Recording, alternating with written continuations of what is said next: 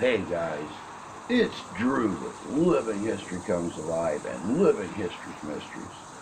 You guys know I am all about that no fluff, no filler, no BS look at history. But even a bigger fascination for me are those mysteries, those what ifs, those urban legends that every state, county, and almost every town across our country has. I want to delve into my own state of Michigan on this video. A lot of people haven't heard of this legend. I wanted to get into it, and I wanted to share the secrets of our own Lake Michigan. Today, we are going to take a look at the Michigan Triangle. This thing has been reported for over 200 years, and there have been incidences in this certain area that they call the Triangle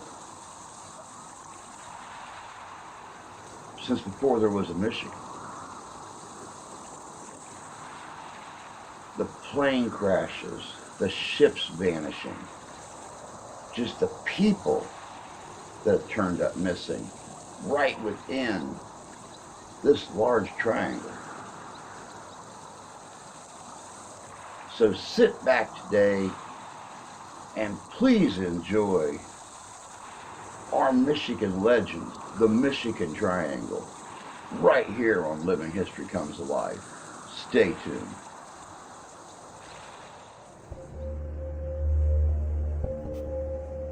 History left behind mysteries that we may never understand.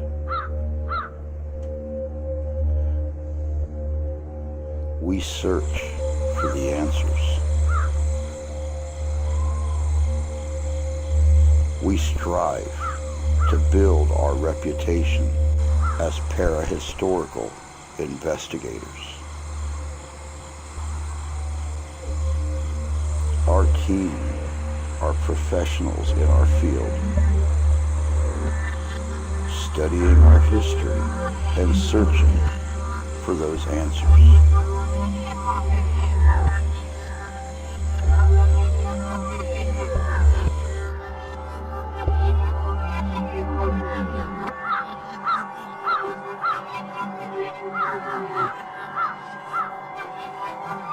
Regardless of what you believe,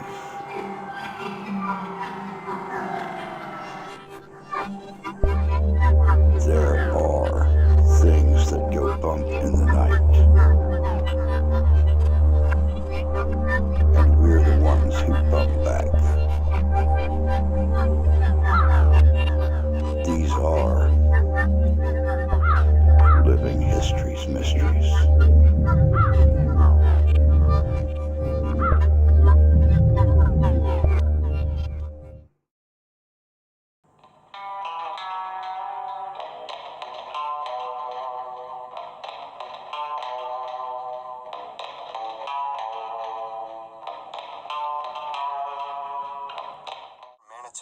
Wisconsin, eastwards to Ludington, Michigan, and south to Benton Harbor, Michigan.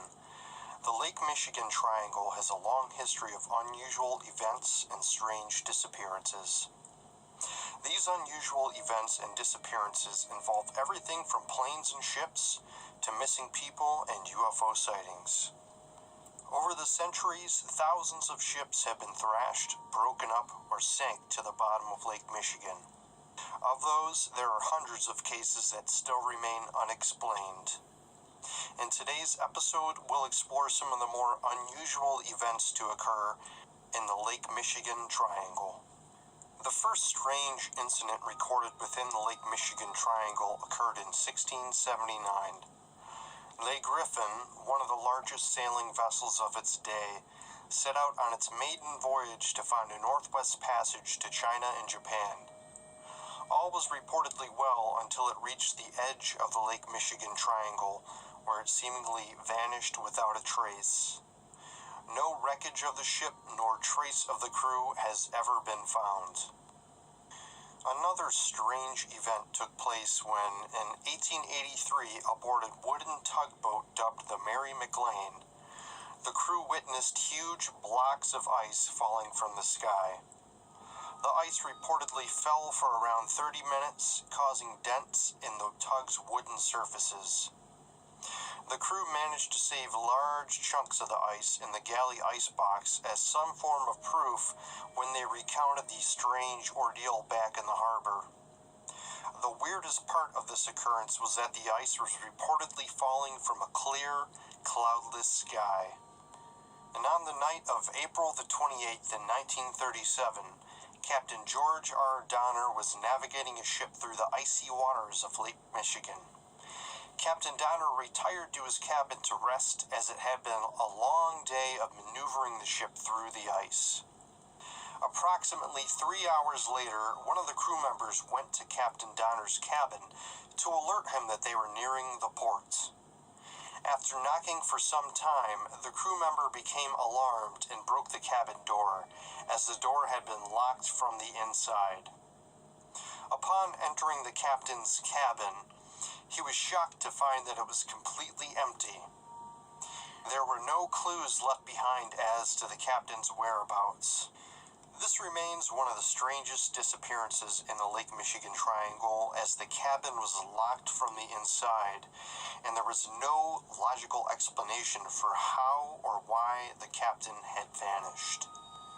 In another strange case, Northwest Airlines Flight 2501, carrying 58 passengers aboard, crashed into Lake Michigan in 1950.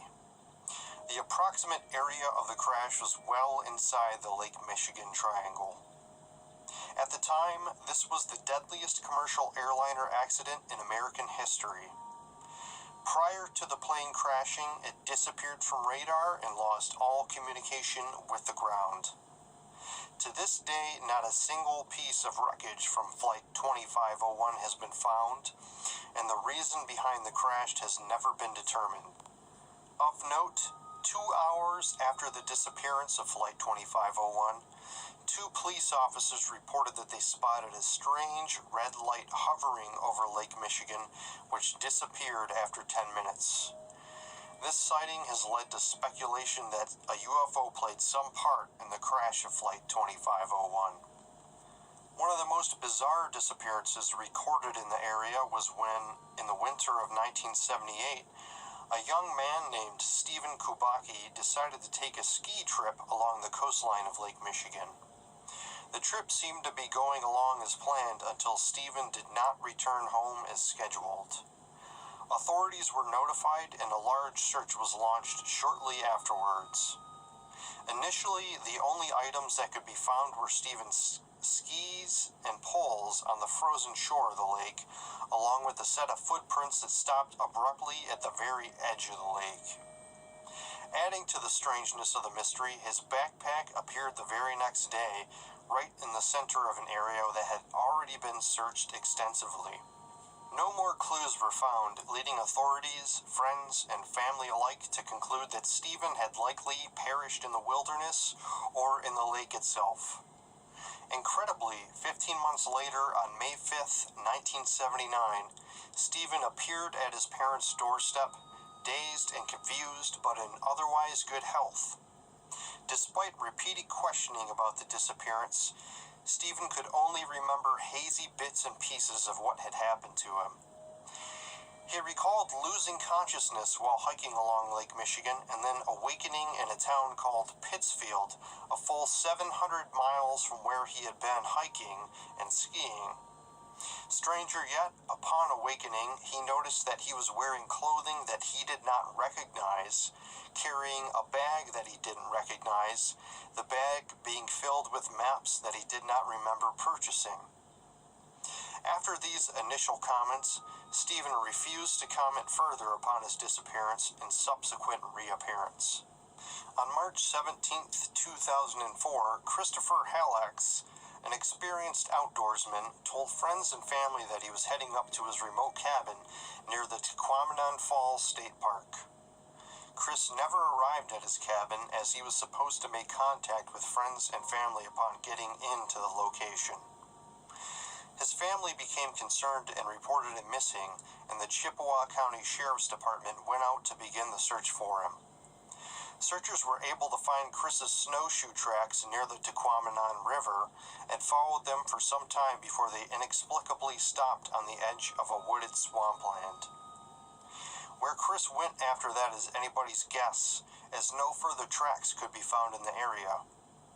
Also of note, searchers did find one spent shell casing from his gun, but could find no further evidence pointing it to why Chris had fired his gun. He has not been seen since. In the summer of 2008, there occurred another strange disappearance in the same area where Mr. Hallax had vanished. Joe Clewley, along with his dog Chip, were hiking along the Tequamanon River on a well-marked trail. While on the trail, Joe called his wife to let her know that he would be back home by 9 p.m. that night, but he never arrived. His wife called area police soon after, and when they arrived, they found Joe's van unlocked and the keys left inside, something his wife said that he would never do. This also suggested to investigators that Joe had possibly made it back to his vehicle before disappearing. A huge search effort was put into place, scouring 10,000 acres around, but no sign of the man or the dog was found. A few weeks later, on August 1st, Joe's dog Chip appeared at the family cabin. He was slightly underweight but in good health. Joe Clewley has never been found. In one of the most recent cases of a disappearance within the Triangle, in 2013, 2-year-old Amber Rose Smith disappeared from her front yard in Newaygo County, Michigan. Her father had been watching her play with the family's 2 dogs when he reportedly stepped inside for a minute to use the restroom. When he returned to the front porch, he realized that Amber was nowhere to be seen and did not respond to him, calling out to her a number of times. The dogs, however, appeared from the forest not long after. The father immediately called authorities, and an intensive search including hundreds of volunteers and emergency workers was launched. No clues as to her whereabouts could be found on that first day. The following day, little Amber was found 2 miles from her home, standing in the middle of a road that had been previously searched. As searchers approached her, they noted that she was staring off into space and seemed to be in a state of shock. Authorities were incredulous that the little 2-year-old had survived the night, as the overnight temperatures had been frigid and Amber was not dressed to endure prolonged exposure to the cold. An interesting wrinkle regarding Lake Michigan is that, within a shallow section of the Lake Michigan Triangle, archaeologists have recently discovered an eerie underwater Stonehenge-like structure, the exact location of which remains unknown as research is ongoing. Also found at the site is a large boulder featuring the image of a mastodon, which went extinct approximately 10,000 years ago. It has been suggested that sites like the Lake Michigan Triangle and the more well-known Bermuda Triangle are subject to some sort of natural electromagnetic disturbance that can have odd, as of yet undiscovered effects upon machines and people. There are others who have theorized that some sort of a time portal or vortex can sometimes open up in these areas when the conditions are right. Perhaps the two phenomena are interrelated in some way. It remains to be seen if we'll ever manage a deeper and more meaningful understanding of strange phenomena such as these. Welcome back. As you can see, I am right here in St. Joe, Michigan, at the Lighthouse, at the southernmost tip of the Michigan Triangle. Countless ships through the last 200 years have found their way to the bottom of Lake Michigan. Planes flying over have just mysteriously lost power and fallen into the lake. Radio transmissions screaming for help and then just go dead. Even as far as our Great Lakes Naval Base, reporting unidentified flying phenomena. Planes disappearing from the naval base, flying over the Michigan Triangle. Can it be explained? Who knows? But it remains one of the greatest legends surrounding Michigan, our Great Lakes, and Lake Michigan itself. I'd like to thank you guys for checking out this video today. I love looking at my own state, and I enjoy looking at yours too. If you have myths, legends, urban myths from your neck of the woods, get a hold of us right here. livinghistorycomesalive@gmail.com. Let me know about your urban legends. Let me know about your myths. And if I can find enough information on it to do a video, I will showcase you and the urban myths from around your hometown. But that's it for today, guys. As always, if you would please like, share, subscribe, comment. Definitely, definitely. Ding that little bell. That way you'll know when new videos come up, and we prove time and time again, you never know what we're going to talk about. So until next time, take care of yourselves. Take care of each other. God bless you. God love you, we do. And happy hunting.